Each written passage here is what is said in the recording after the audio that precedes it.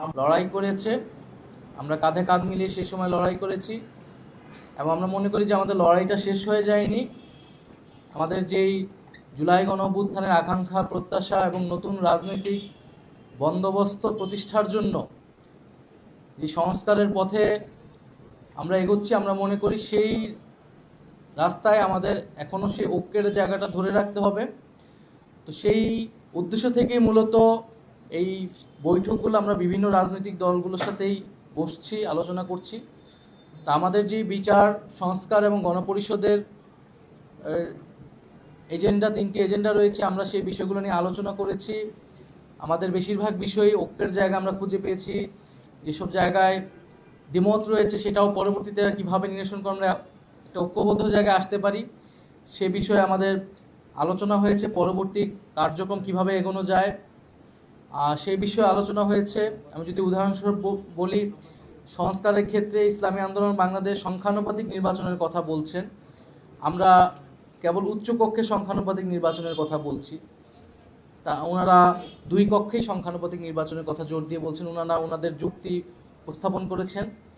আমরা বলেছি এই বিষয়টা আমরা বিবেচনা করব, আমরা আলোচনা করব। আমরা গণপরিষদের নির্বাচনের বিষয়টা ব্যাখ্যা করেছি যে সংবিধানের মৌলিক সংস্কারের জন্য কেন গণপরিষদ নির্বাচন আসলে জরুরি, প্রয়োজন। ওনারা বলেছেন গণপরিষদ নির্বাচনের বিষয়টা ওনারাও ভেবে দেখবেন, যেহেতু ওনারাও রাষ্ট্রের মৌলিক সংস্কারই আসলে চাচ্ছেন। আর এর পাশাপাশি আমাদের এই আওয়ামী লীগের দলগতভাবে আওয়ামী লীগকে বিচারের আওতায় আনা এবং আওয়ামী লীগের যে বিচার চলাকালীন সময় আওয়ামী লীগের রাজনৈতিক কার্যক্রম নিষিদ্ধ করা, নিবন্ধন স্থগিত করা ইত্যাদি বিষয়ে আলোচনা করেছেন। আমরা আমাদের অবস্থান বলেছি, ওনারাও এ বিষয়ে ঐক্যমত পোষণ করেছেন। তো আমাদের এই বিষয়গুলো মাত্র আজকে আলোচনা শুরু হয়েছে এবং এটা অব্যাহত থাকবে এবং যদি প্রয়োজন হয় মাঠেও আমরা একসাথে জনগণকে ঐক্যবদ্ধ করব। এবং আমাদের বর্তমান রাজনৈতিক পরিস্থিতিতে যে আমরা দেখছি সারা দেশে এক ধরনের চাঁদাবাজি, লুটপাট এবং জনগণের অধিকার হরণের মতো কাজগুলো আবারও বাংলাদেশের রাজনীতিতে ফেরত আসছে, তার বিরুদ্ধে আমাদের দৃঢ় অবস্থান। আমরা জনগণকে সেই আস্থার জায়গা দিতে চাই যে বাংলাদেশের মানুষ একটি নতুন বাংলাদেশের জন্য, নতুন রাজনৈতিক সংস্কৃতির জন্যই কিন্তু আসলে জুলাই গণঅভ্যুত্থানের রাজপথে নেমে এসেছিল। যদি পুরনো রাজনৈতিক সংস্কৃতি, পুরনো বন্দোবস্তের জন্য কেউ চেষ্টা করে, তাহলে বাংলাদেশের জনগণ সেটা মেনে নেবে না এবং জুলাই গণঅভ্যুত্থানের শক্তি হিসেবে, ফ্যাসিবাদ বিরোধী শক্তি হিসেবে আমরাও সেটা মেনে নেব না। তো আমরা আশা করি যে আমাদের মধ্যে যে আলোচনা হয়েছে এবং স্থানীয় নির্বাচনের বিষয়ে আলোচনা হয়েছে, এটা জাতীয় নাগরিক পার্টি এর আগেও বলেছে, জনদুর্ভোগ এবং নাগরিক সেবা যে পাচ্ছে না মানুষ, সেটার জন্য জনগণের ভিতরেই স্থানীয় নির্বাচনের একটা আকাঙ্ক্ষা তৈরি হয়েছে। ইসলামী আন্দোলন বাংলাদেশও তাই মনে করে। তো সেই বিষয়ে নির্বাচন, এই প্রশাসন, স্থানীয় সরকার নির্বাচনের মাধ্যমে সেই বিষয়টা আসলে সুরাহা করতে পারে বলে আমাদের কাছে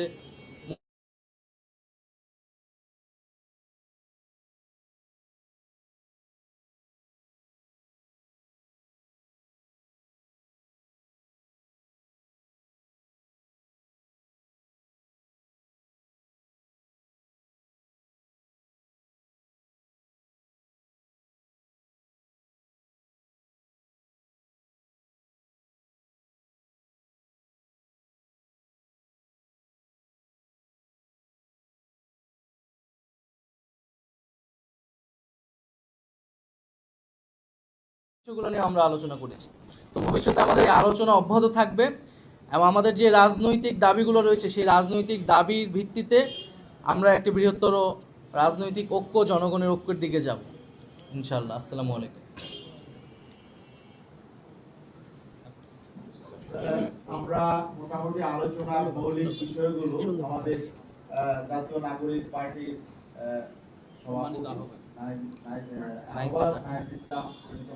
বলেছেন, এই বিষয়গুলোই আমাদের আলোচনায় ছিল সার্বিক বিষয়ে। এখন আমাদের ইসলামী আন্দোলন বাংলাদেশের মধ্যে তিনি কথা বলেন।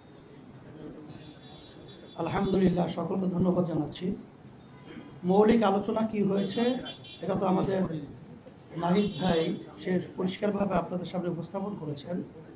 তবে সাংবাদিক ভাই সহ ভাইরা যারা আছেন এবং বিশেষ করে আমাদের কথা যারা শুনছেন, দেখছেন, বছর স্বাধীনতার পরে দেশ কিন্তু সুন্দর একটা ধারায় রাজনীতি চর্চা হয় নাই, বরঞ্চ বারবার আমাদের দেশের মানুষগুলো এদের মাধ্যমে ধোঁকা পেয়েছে, ধোঁকা খেয়েছে।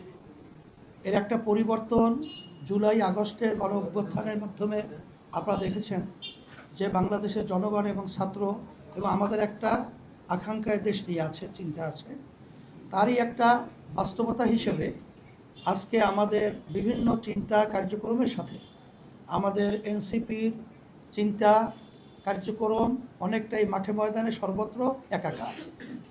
আলহামদুলিল্লাহ,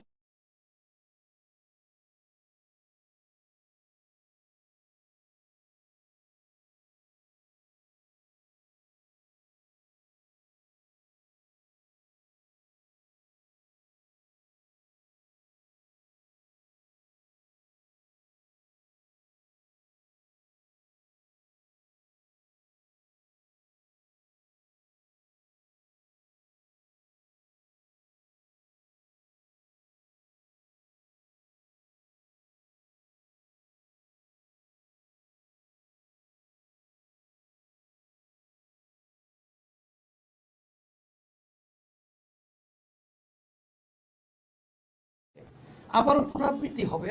নতুন আমরা যে চেয়েছিলাম বা চাইতেছি এটা হবে না। এর জন্য আপনাদের সকলকে ধন্যবাদ জানাচ্ছি। আর আমরা ইসলাম দেশ মানবতার কল্যাণের পক্ষে আমরা যেন সব একাকার হয়ে কাজ করতে পারি, আপনাদের সহযোগিতা এবং আপনাদের দোয়া এবং আপনাদের সকলকে নিয়ে একাত্রে আমরা কাজ করব, এই আশা আকাঙ্ক্ষা ব্যক্ত করে আজকের এখানে আলোচনা শেষ করছি। আপনাদের সকলকে ধন্যবাদ জানাচ্ছি।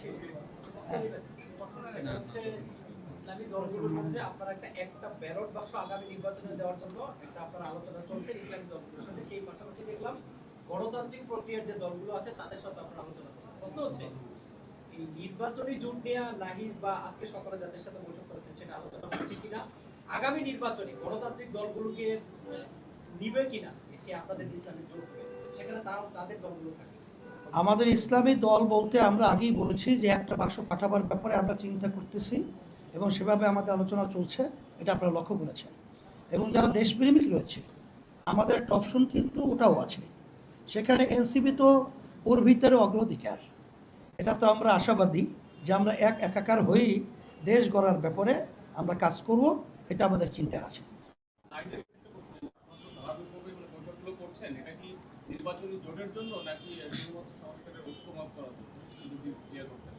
না, আমরা নির্বাচনকে সামনে রেখে এই সংলাপগুলো নয়। একটা তো হচ্ছে একটা নতুন রাজনৈতিক দল হিসেবে ফ্যাসিবাদ বিরোধী যে রাজনৈতিক দলগুলো রয়েছে তাদের সাথে একটা আনুষ্ঠানিক বৈঠক করা, এটা আমাদের একটা দায়িত্ব, সেইটা একটা উদ্দেশ্য। আরেকটা হচ্ছে এই জুলাই গণঅভ্যুত্থানের পরে জনগণের যে আকাঙ্ক্ষা প্রত্যাশা তৈরি হয়েছে, মানুষকে সেই আস্থার জায়গা, সেই আশ্বস্তের জায়গা দেওয়া যে বিচার এবং সংস্কার যে হবে এবং সেটার জন্য যে রাজনৈতিক দলগুলোরও সদিচ্ছা রয়েছে, আমরাও ঐক্যবদ্ধ আছি, সে বিষয়টাই মানুষের সামনে উপস্থাপন করা।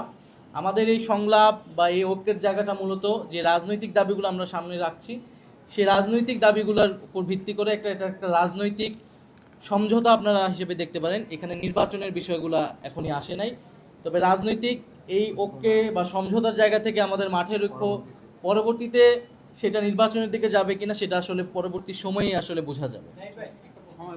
সরকার দুদিন আগে সরকার পররাষ্ট্র উপদেষ্টা বলেছিলেন মানবিক করিডোরের বিষয়টা, এটা রাজনীতিবিদদের একটা মতামত আমরা একটু জানতে চাই, যদি আপনি প্রশ্ন উত্তর দেন। সরকার কোনো রাজনৈতিক দলের সাথে আলোচনা ছাড়াই মানবিক করিডোরের বিষয়ে সিদ্ধান্ত নিয়েছে, দল হিসাবে আজকে আপনারা আলোচনা করছেন, সেটা আসছে কিনা এই বিষয়ে আপনাদের মন্তব্যটা একটু জানতে চাই।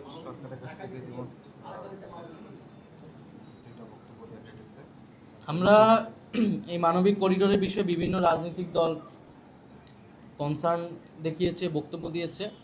আমরা সেই বক্তব্যগুলোর সাথে একমত পোষণ করছি যে এরকম একটা গুরুত্বপূর্ণ বিষয়ে সিদ্ধান্ত নেওয়ার জন্য অবশ্যই রাজনৈতিক দলগুলোর সাথে আলোচনা করে নেওয়া প্রয়োজন ছিল, কারণ এই সরকার কিন্তু একটা কনসেনসাসের ভিত্তিতেই তৈরি হয়েছে বা পরিচালিত হচ্ছে।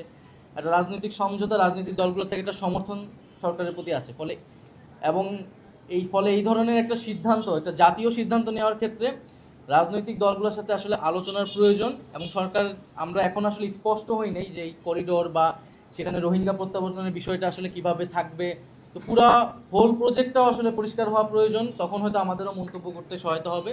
প্রাথমিক রেসপন্স হচ্ছে যে এটা রাজনৈতিক দলগুলোর সাথে খুবই দ্রুত এই বিষয়ে সরকারের সংলাপ প্রয়োজন আর কি, একটা জাতীয় সংলাপ প্রয়োজন। সকলকে ধন্যবাদ। এখন নামাজের সময় হয়ে গেছে।